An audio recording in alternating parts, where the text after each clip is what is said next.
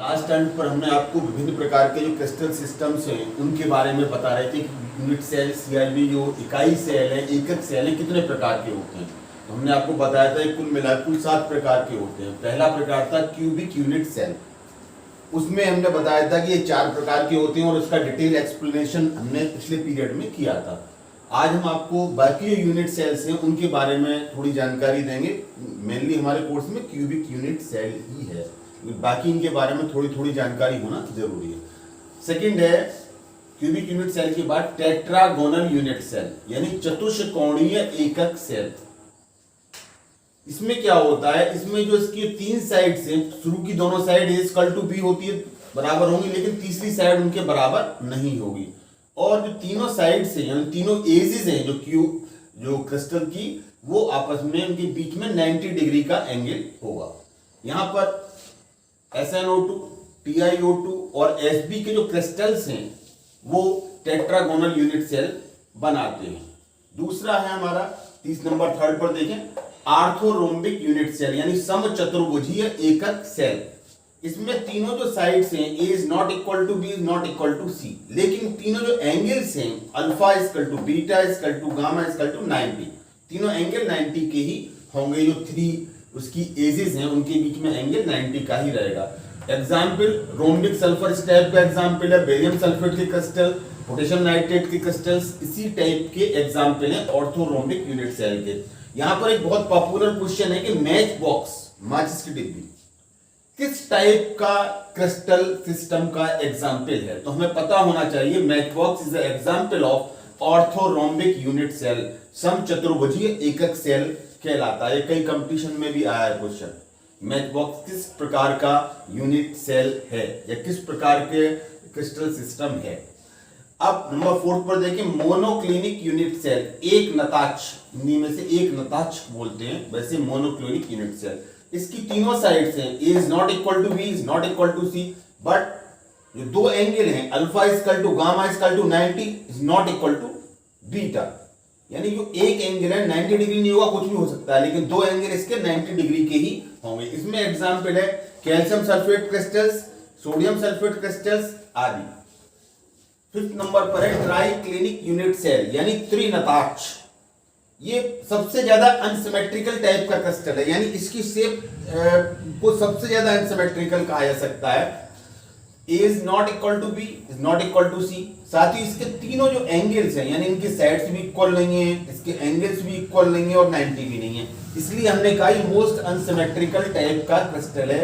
A is not equal to B is not equal to C, alpha is not equal to beta is not equal to gamma is not equal to 90, इसलिए सबसे ज्यादा unsymmetrical crystal system कहलाता है। Example क्या है, copper sulphate के crystal, potassium dichromate के crystal K2Cr2 से भी आपने लैब में देखा होगा। तो इनकी जो शेप है नुकीली टाइप की सी होती है कुछ। अब नेक्स्ट 6 नंबर पर है रोम्बोहेड्रल या और ट्राइगोनल यूनिट सेल यानी त्रिसमनिताक्ष या त्रिकोणीय यूनिट सेल। इसमें A इक्वल टू, तीनों साइड्स इक्वल हैं, A equal to B equal to C and the angle alpha equal to beta equal to gamma but not equal to 90, यानी इसमें जो तीनों एंगल्स हैं ये 90 नहीं होंगे, बराबर होंगे लेकिन 90 नहीं होंगे, कुछ भी हो सकते हैं 90 के अलावा।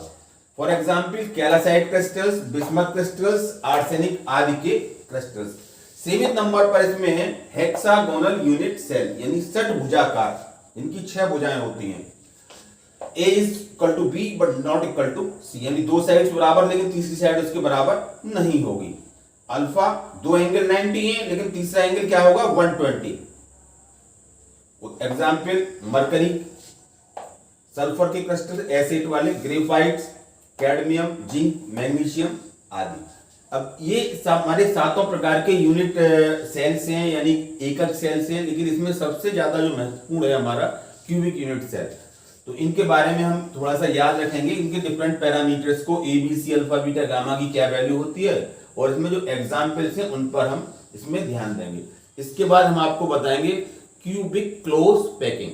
क्रिस्टल में जो मौजूद जो कण हैं, एक यूनिट सेल है उसके कॉर्नर्स पर कुछ पार्ट एटम्स लगे हुए हैं, बीच में लगे हुए हैं, तो आपस में कुल एक दूसरे के कितने क्लोज आ सकते हैं यानी क्लोज पैकिंग। वो उस कंडीशन को नेक्स्ट अभी से एक्सप्लेन करेंगे कोई क्रिस्टल में मौजूद एटम्स, आयंस या मॉलिक्यूल्स एक दूसरे के कितने मैक्सिमम हम उन्हें क्लोज ला सकते हैं, और उस अवस्था में उनकी एजेस के बीच में, एजेस की लंबाई क्या होगी, उनकी एज और उनके जो डायमीटर्स हैं, सॉरी रेडियस हैं एटम्स के, उनके बीच में क्या रिलेशन होगा, इस चीज को हम अभी एक्सप्लेन करेंगे। घनीय एकक सेल में निकटतम दूरी d, परमाणु की त्रिज्या r और इकाई सेल के किनारों की लंबाई a में संबंध। यहां पर हम इन तीन बातों को d, r और a, इनमें क्या रिलेशन होता है उसको डिस्कस करने वाले हैं इस चैप्टर में। अब देखिए यहाँ पर सिंपल क्यूबिक सेल में अगर आप देखें, जब ये यहाँ पर ये कॉर्नर पर परमाणु है, जब ये एक दूसरे के एकदम नजदीक, अभी यहाँ पे हमने खोल के इसका बड़ा चित्र बना दिया, जैसे क्यूबिक यूनिट सेल है, जब एक दूसरे के नजदीक आएंगे तो ये एटम और ये एटम एक दूसरे से बढ़ जाएगा, जैसे इस तरीके से, ऐसे ये बढ़ जाएंगे, ये भी और ये भी, ये सब आपस में एक दूसरे के क्लोज आ जाएंगे, जिसे हम कहते हैं क्लोज पैकिंग, यानी संकुलित अवस्था में होने पर ये एक दूसरे को स्पर्श करेंगे। अब ये सिंपल क्यूबिक है, जब ये एक दूसरे को स्पर्श करेंगे तो क्या स्थिति होगी, यहाँ पर ए और बी की जो ए और बी के बीच की दूरी है, जिसे हम डी भी कह सकते हैं, ए भी कह सकते हैं। यहाँ पर ए क्यों कह रहे हैं, क्योंकि इनके कॉर्नर एजेस की लंबाई है, डी इसलिए कह रहे हैं क्योंकि इन दोनों परमाणुओं के केंद्र के बीच की दूरी है। तो यहाँ पर हम ये कह सकते हैं कि जो डी है, डी का मान 2r के बराबर होगा। इसका मतलब सिंपल क्यूबिक में d बराबर 2r बराबर a, यानी कि दोनों परमाणुओं के बीच की दूरी और एजेस जो उसके किनारे हैं उनकी लंबाई बराबर होगी, जो कि 2r के बराबर होगी। तो r तो इसकी त्रिज्या हुई ऊपर वाले परमाणु की और r नीचे वाले की त्रिज्या हुई, तो इसका मतलब d बराबर क्या हो गया, 2r बराबर a, यानी r बराबर a बटे 2।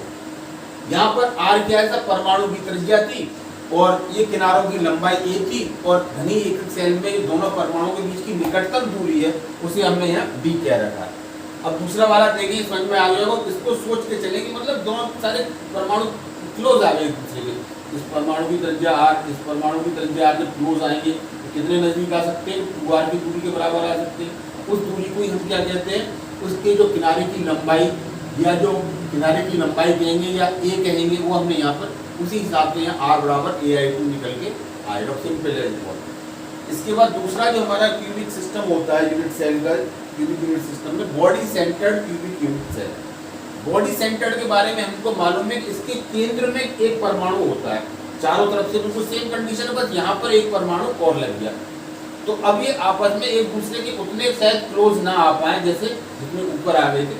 जब हम इसको और नजदीक लाएंगे तो ये एक परमाणु या बीच में आ जाएगा, तो इसकी इस तरह का स्ट्रक्चर बनेगा। ये ऊपर ऐसे जोड़िए, इसे जोड़िए और ऐसे देख रहे हैं, ये त्रिभुज सा बन रहा है, ए ई डी या बी, ठीक है। उसको हम पहले समझ लें, इन सबके किनारों की लंबाइयां क्या है, ए है, वो हमें पता है। निकटतम परमाणुओं के बीच की दूरी ए ई बराबर ई डी होगी, या यूं कह दीजिए कि ए डी की आधी दूरी हमें ज्ञात करनी है, ए डी की आधी दूरी, निकटतम परमाणुओं के बीच की दूरी ए ई बराबर ई डी, या कह दीजिए ए डी की आधी दूरी।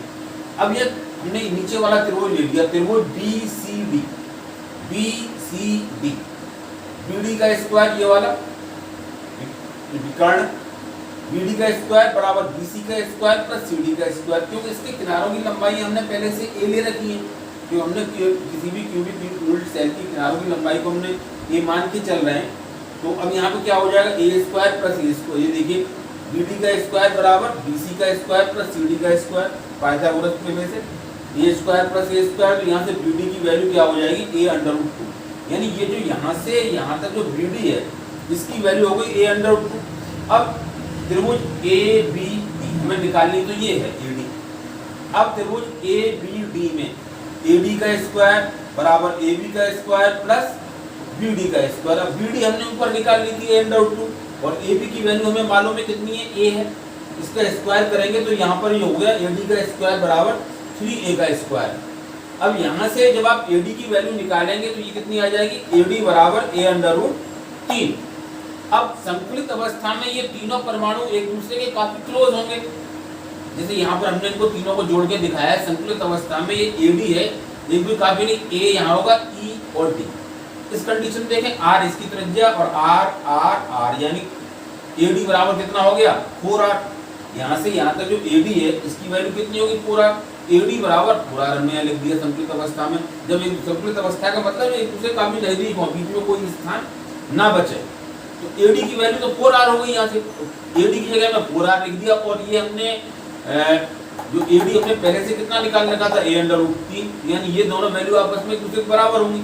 a√3 बराबर 4r। यहाँ से r की वैल्यू क्या हो जाएगी त्रिज्या परमाणु की a√3/4। इसको हमें याद रखना है, इस सेट को भी याद रखना है। इसके बाद देखते हैं face centred cubic unit cell. Face centred cubic unit cell में क्या होगा, इसके फेसिस पर परमाणु होंगे, कॉर्नर पर तो होंगे ही, आठों पर कॉर्नर पर, साथ ही साथ इसके जो फेस हैं उन पर भी एक एक परमाणु होगा, यानी कि 6 फेसिस पर एक एक परमाणु उनके बीच में लगे हुए होंगे इस तरीके से, एक ऊपर एक नीचे, एक आगे एक पीछे, एक आगे की तरफ और एक पीछे की तरफ। तो इसमें हमें दो निकटतम परमाणुओं के बीच की दूरी हमने उस ऊपर वाले एग्जाम्पल से लिया है, AB बराबर BC, ऊपर वाले को कंसीडर किया हमने, इस ऊपर वाले हिस्से को AB बराबर BC होगी। अर्थात जो AC जो विकर्ण है इसकी लंबाई की आधी। ये विकर्ण कितना निकल के आएगा हम निकालना जानते हैं, A ये है तो A² + C² और ये विकर्ण निकल के आएगा AC बराबर a√2। इस ऊपर वाले चित्र की आएगी, इसे निकालना आसान है। अगर आपको दो साइड्स दी हुई हो और उनके बीच का एंगल 90 हो तो वहाँ विकर्ण की लंबाई उन दोनों जो साइड्स हैं उनके स्क्वायर के √2 के बराबर होता है। तो इसलिए यहाँ पे हमने कर दिया AC है a√2। लेकिन हमें निकालना क्या है, हमें तो AB और BC निकालना है। संतुलित अवस्था में क्या होगा, ये वाली R आप समझ रहे होंगे, ये वाला R, ये वाला 2R और ये वाला R, यानी कितना हो गया AC बराबर, AC की वैल्यू क्या हो जाएगी 4R हो जाएगी त्रिज्या की टर्म में। AC की जो 4R ये हमने ऊपर भी निकाल रखी है, तो 4R बराबर क्या हो जाएगा यहाँ पर इस अवस्था में 4R बराबर a√2। तो यहाँ से R की वैल्यू क्या हो जाएगी a√2/4 या a/2/2। यहाँ से फाइनली ये वैल्यू R की निकल के आएगी, R यानी परमाणु की त्रिज्या = उसके किनारों की लंबाई बटे 2/2। यहाँ पर जो तीनों रहते हैं 1 2 3 ये हमें याद रखने हैं, क्योंकि आगे जो हम पैकिंग एफिशिएंसी का कैलकुलेशन करेंगे, ज्ञात करेंगे इन तीनों प्रकार के क्लस्टर सिस्टम्स में, तो हमें इन तीनों फार्मूलों को वहाँ डायरेक्ट इस्तेमाल करना पड़ेगा। ये हमको सीधे सीधे तीनों फार्मूले याद होनी चाहिए और इनको समझ लेना चाहिए आपको। तो आगे हम आपको बताएंगे संकुलन क्षमता किसे कहते हैं और संकुलन क्षमता को कैसे ज्ञात किया जाता है। संकुलन क्षमता का मतलब बेसिकली किसी क्रिस्टल के बहुत ज़्यादा डेंस या कम डेंस होने से होता है। कोई अगर ज़्यादा डेंस है तो हम कहेंगे, ज़्यादा घना है तो हम कहेंगे उसकी संकुलन क्षमता ज़्यादा है। और अगर कोई अंदर से कम बना है, मान लीजिए उसमें वॉइड्स बड़े हैं, उसमें जो छेद हैं अंदर एटम्स के बीच में वो बड़े हैं, तो उसकी संकुलन क्षमता कम हो जाएगी। That's all.